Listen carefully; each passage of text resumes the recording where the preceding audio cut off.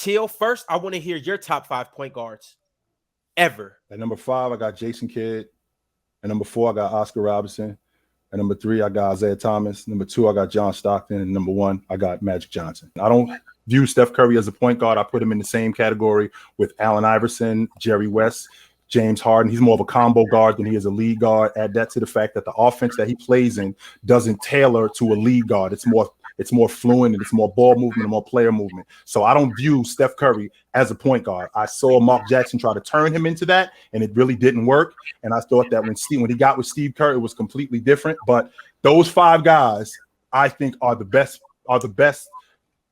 point guards in NBA history. When I think about Magic Johnson, he revolutionized the point guard position. Not only did he revolutionize the point guard position, there is no LeBron James, there is no Luka, there is no big guard without Magic Johnson. And not only is there no big guard, Magic Johnson, what he did for all of the years, he was elite from the minute he came into the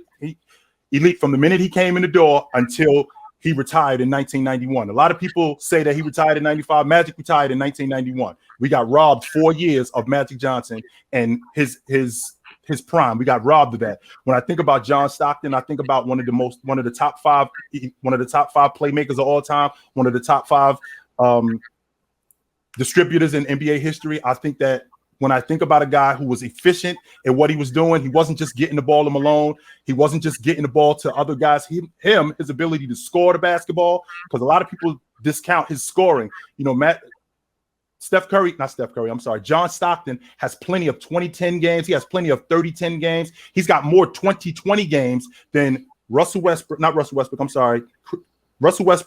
Kyrie Irving, Dame Lillard, and Kyrie Irving combined. He's got more 20-20 games. When I think about Isaiah Thomas was that dude from the door, from grammar school to high school to college to the pros. He was that guy right from the beginning. The only knock that I have against Isaiah Thomas, as opposed to John Stockton, he never made the All-League defensive team. Not only did he not make the All-League defensive team, half of his career, he wasn't elite. After the 86-87 season, he didn't make the All-NBA team again.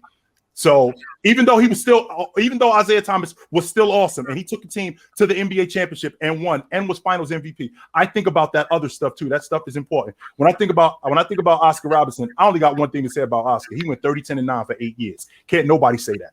Nobody can say that. When I think about Jason Kidd, his ability to speed the game up and be dominant on both sides of the basketball, his ability to distribute, he was the new age, a smaller version of what Magic Johnson was. So that's my reasoning. Man, I'm in total agreement with Chltwn. The only thing I'm gonna put a spin on is I got the same list. I got it written down to make sure I didn't forget it. The only thing I did was I swapped Isaiah for Stockton for the simple fact I put chips over accolades. I do understand Stockton's got a bunch more accolades and things of that magnitude, but Isaiah was tough as nails, and I agree. He was it coming in through the door, out the door. It didn't matter.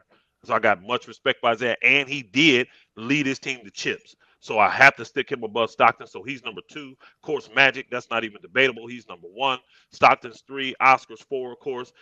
Everything he's saying, I ain't going to repeat it because I got the same stuff to say. Now, the only other caveat I'll put on it, I have Jason Kidd number 5 because, again, I do agree he was the next best thing to Magic Johnson. But I also have a slash with CP3 right there. I got a lot of respect and honor for what CP3 has done to the game, his efficiency, and all that. He just hasn't won a chip. So that's why I had to put there. So I guess CP3 would be my 5B or 6. But I really got CP3 close to those guys. Even though he hadn't won, and I know he's had some failures, his efficiency, you can't deny, and his floor general and all that kind of stuff. I just like CP3. So I got him up there.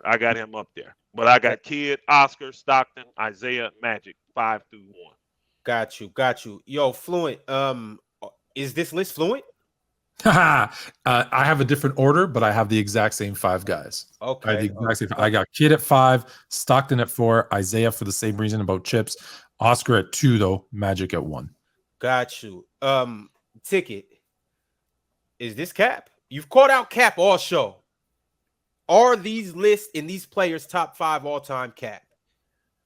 I'm cool with it. I just like I said with Elder, man, I can't put no CP3 up there either because of just he haven't done it on a championship level. And I mean, look, he had opportunities. So I mean, I can't really say nothing about that.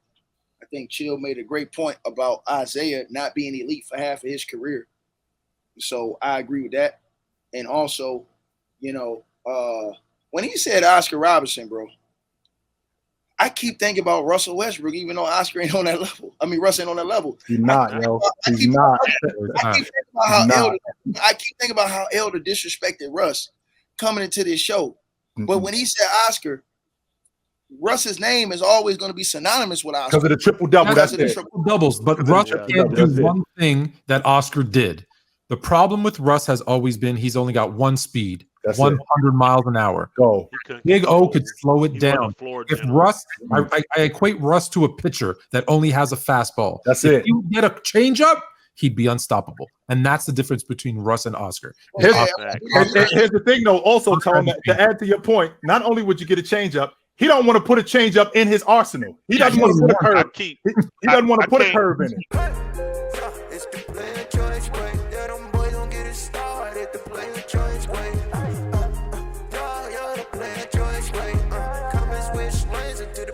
Join way.